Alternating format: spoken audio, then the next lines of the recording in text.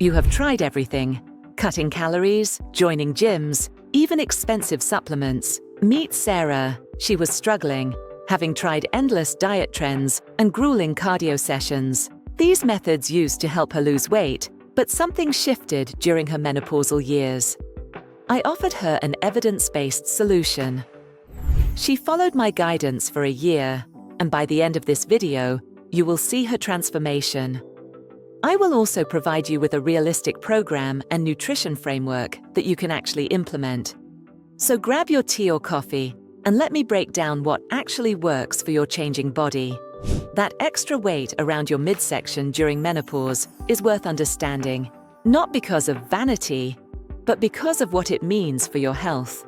The Mayo Clinic confirms that menopausal weight gain, particularly around the abdomen, increases risks of heart disease, type 2 diabetes, and certain cancers.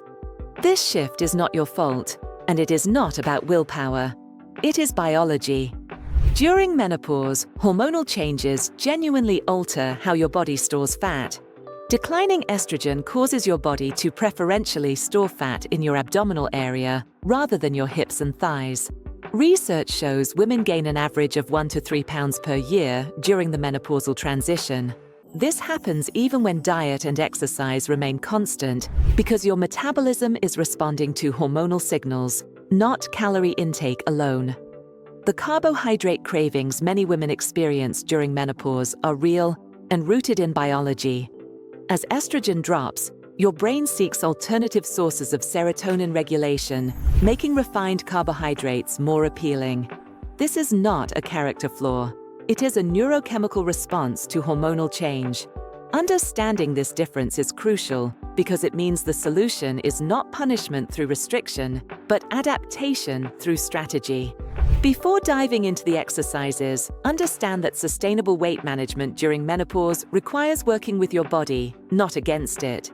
Rushing into extreme approaches without grasping how your body has actually changed means you will miss the genuine transformation possible.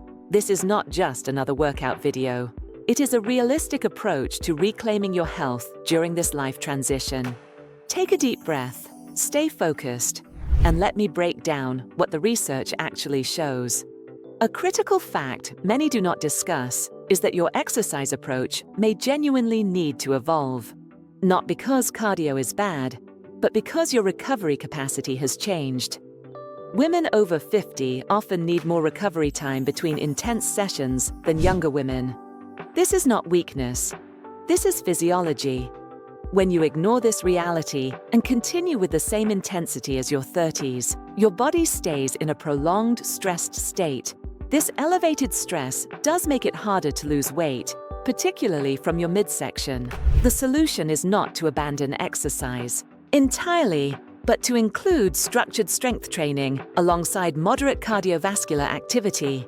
Research from multiple universities shows that resistance training and moderate cardio combined are more effective for weight management in midlife women than cardio alone. This approach maintains muscle mass, which naturally declines during menopause, helping preserve your metabolic rate. Sleep quality also matters more than ever during this transition. Hormonal changes can disrupt sleep, and poor sleep genuinely impairs weight regulation. This is another reason why recovery-focused exercise, rather than daily high-intensity sessions, works better for many menopausal women. Your body needs adequate rest to manage its changing hormonal landscape effectively. Now let me be direct about what does not work. Severe calorie restriction during menopause often backfires. When you cut calories drastically, your body interprets this as stress, making weight loss harder, not easier. Instead, adequate protein intake becomes crucial. Research consistently shows that women over 50 who maintain higher protein consumption preserve more muscle mass and experience better appetite regulation. By the end of this video, you will learn 5 sustainable movement patterns designed specifically for this life stage. But first, I want you to pause the video, give it a like, and subscribe. YouTube shows this content to more people when you engage, helping other women find evidence-based information about their health. The most important shift is understanding that effective movement during menopause means challenging your muscles without excessive systemic stress. This distinction is key. Let me walk you through each exercise in detail, including variations and safety considerations. Modified push-ups build chest and arm strength with controlled joint stress. Place your hands on a sturdy table or bench at about hip height, keeping your body straight from head to heels. Lower your chest toward the surface in a controlled motion, taking 2 to 3 seconds on the way down. This variation activates your pectoral muscles and triceps effectively while reducing strain on wrists and shoulders. If table height feels too easy, move to a lower surface, like a countertop or sturdy chair. If it feels too challenging, use an even higher surface. The key is maintaining a straight body line from head to heels and never locking your elbows at the top. Perform 8 to 12 repetitions and focus on controlled movement rather than speed. Do this 2 to 3 times per week, with at least one rest day between sessions. Why this matters for your body is that you build lean muscle tissue without the joint strain that can derail your consistency. Bird dogs improve core stability and balance without excessive cardiovascular demand. Get on all fours with your wrists under your shoulders and knees under your hips. Then simultaneously extend one arm forward and the opposite leg backward while keeping a neutral spine. Move slowly and deliberately, taking 2 to 3 seconds to reach full extension. Pause for 1 second, then return to starting position. Perform 8 to 12 repetitions on each side. A common mistake is letting your lower back sag or rotating your hips. Keep your hips level and your core engaged throughout. If this feels challenging, you can modify by extending only your arm while keeping your leg on the ground, then progress to the full movement as you build stability. Perform 3 sets, 2 to 3 times per week. This exercise is particularly valuable because it strengthens your deep core muscles without the spinal compression that crunches create. A stronger core improves your posture, reduces back pain, and helps you move more confidently through daily activities. Single-leg hamstring bridges boost lower body strength and metabolic health. Lying on your back, with one knee bent and foot flat on the floor, extend the other leg straight up toward the ceiling. Lift your hips by squeezing your glutes, driving through the heel of the bent leg. Rise until your body forms a straight line from your knee through your hip to your shoulder. Hold this position for 1 to 2 seconds, then lower without fully resting on the ground. Perform 12 to 15 repetitions on each leg, then rest briefly. Do 2 to 3 sets, 2 to 3 times per week.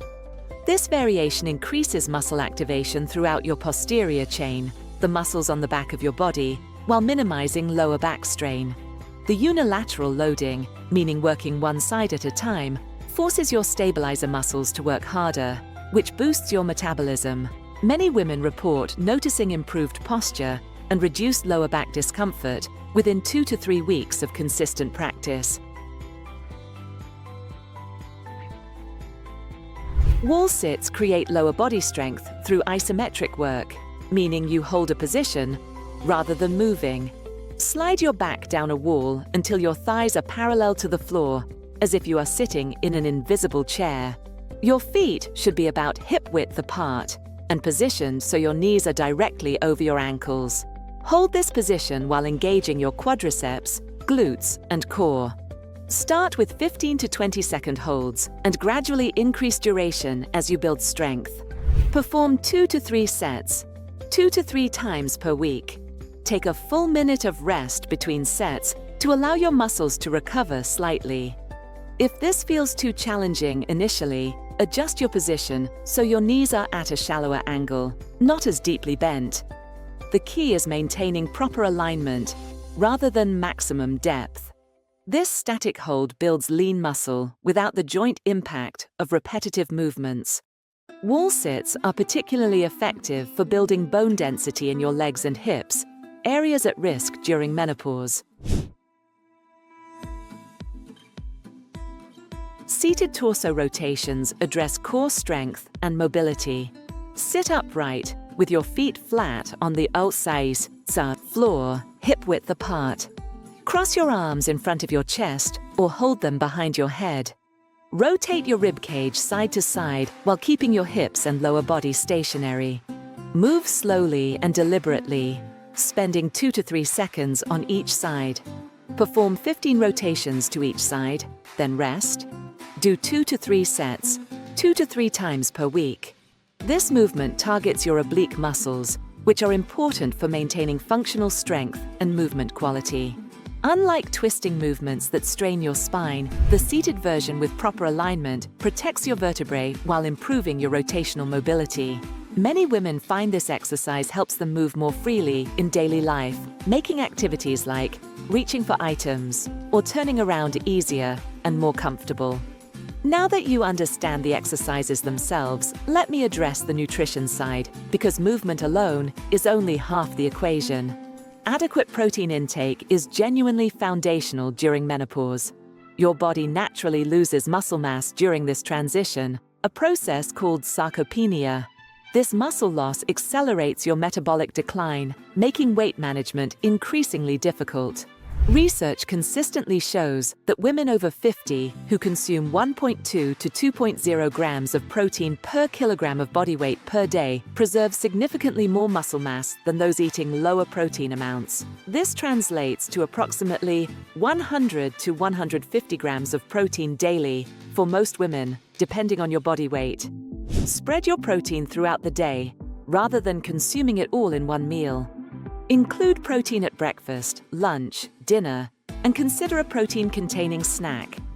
This approach keeps your amino acid levels steady and supports muscle maintenance and satiety between meals.